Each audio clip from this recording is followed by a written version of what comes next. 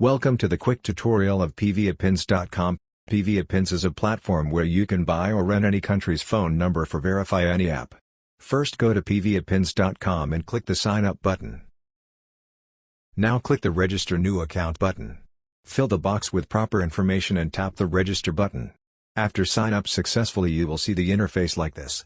For purchase or rent any number you have to recharge your account. The process is very easy. Just hover on top up option and select recharge your account. All available payment methods are shown here based on country. Select any of them and made a recharge successfully. After a successful payment the amount will add your account and will be shown here. Now you are ready to purchase number here. Today, we will learn how to create and verify a Binance account with a virtual phone number via PVAPins. First we have to visit Binance.com.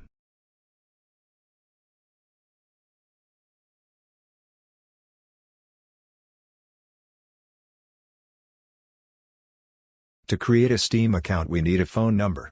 Now return to PVAPins and search here any country. Select the country. Type Binance in the search box. We will see some available number with purchase cost. Select any number and wait a little bit. A phone number of selected country will be shown here. Take this number and use it to open Binance account.